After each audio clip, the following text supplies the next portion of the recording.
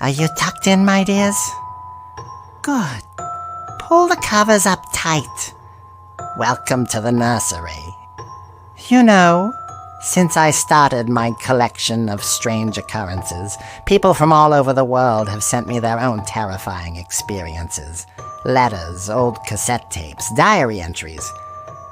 Proof that the dark is not empty. Tonight, I have selected 3 true accounts from nannies and babysitters who encountered things they cannot explain. These are their words, not mine.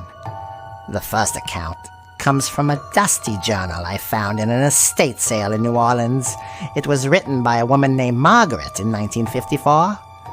Her handwriting becomes shaky towards the end. She writes, "I have cared for many children in my long life, but none quite like Timothy Miller. The Miller estate was a beautiful, decaying thing in the Garden District. They needed someone strictly for the nights to watch over 6-year-old Timothy. Timothy was a quiet boy, pale, serious. On my first night, after tucking him in, he looked at me and whispered, 'Nanny, please leave the closet door open, just a crack.' I asked him why. He said, 'Because Mr. Scratch likes to watch me sleep. He gets angry when he can't see me.' I assumed Mr. Scratch was an imaginary friend. But the air in that house was heavy. Cold spots would follow me down the hallway.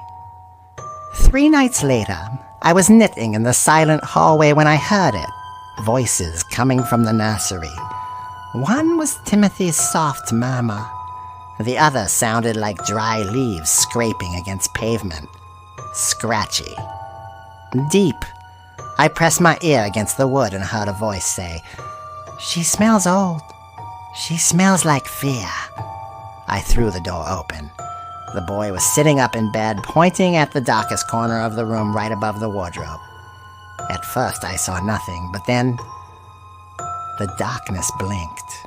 2 yellow reflective eyes opened near the ceiling. It was clinging to the wall like a spider, limbs bent at wrong angles. Its skin looked like burnt charcoal. It smiled at me with too many teeth and hissed, 'Nanny is here!' I grabbed Timothy, wrapped him in his blanket, and ran. The parents fired me that night. They said I was crazy. But I read in the papers later that the family moved away suddenly due to structural issues. I wonder, did they move because the foundation was cracking? Or because Mr. Scratch finally came down from the ceiling? That was Margaret's entry. Chilling, isn't it? But she wasn't the only one. This next letter was sent to me anonymously from Maine. The envelope simply says, 'The Rules.' I was hired by the Blackwood family in 1962 to care for their twin daughters, Sarah and Emily. The Blackwood Manor was a maze of drafty corridors, and there were rules. Specifically, never, under any circumstances, uncover the mirrors in the East Wing. I thought it was vanity. All the mirrors were draped in heavy velvet cloth. One evening, a storm knocked out the power. I was walking down the hallway with a candle when I saw a draft had blown the velvet cloth aside on one mirror. Curiosity is a nanny's worst vice. I looked into the glass. I saw the hallway reflection behind me, and I saw the twins. They were standing right behind me in the reflection, holding hands, smiling a wide, impossible smile. I spun around to scold them, but the hallway was empty. I turned back to the mirror. The reflection of the twins was still there. Sarah's reflection raised a hand and waved at me, but there was no one behind me. Then I heard a giggle from the ceiling. Sarah and Emily were perched on top of a bookshelf, crouching like gargoyles. They spoke in unison. "She wants to come out, Nanny." "You looked, so now she can come out." The glass in the mirror began to crack from the inside. A third hand pressed against the glass. I didn't wait. I locked them in the east wing and left as soon as the sun came up. I never looked in a mirror in the dark again. Mirrors are portals, my dears.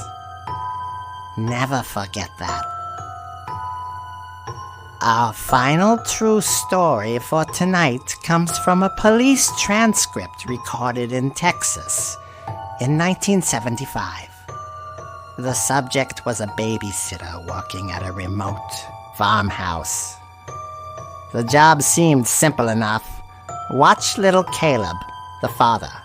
Mr. Henderson told me on the first day, that padlock on the basement door stays on.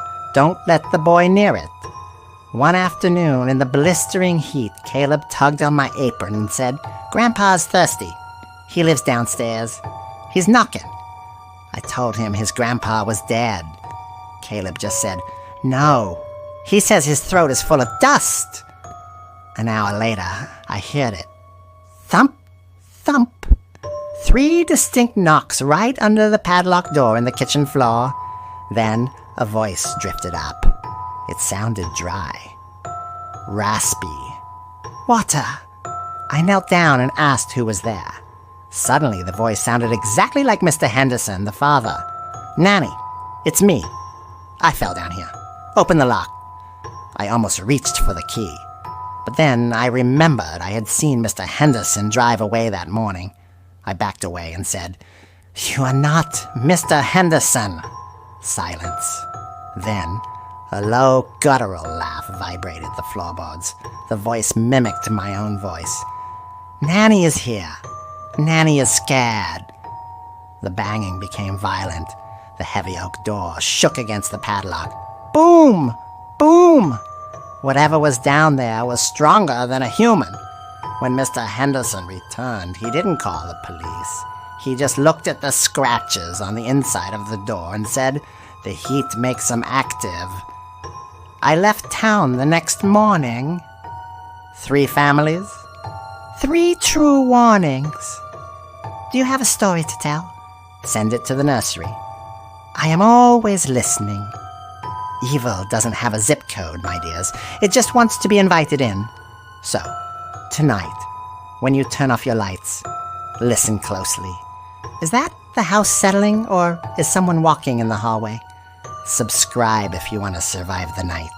Sleep tight. And don't check under the bed.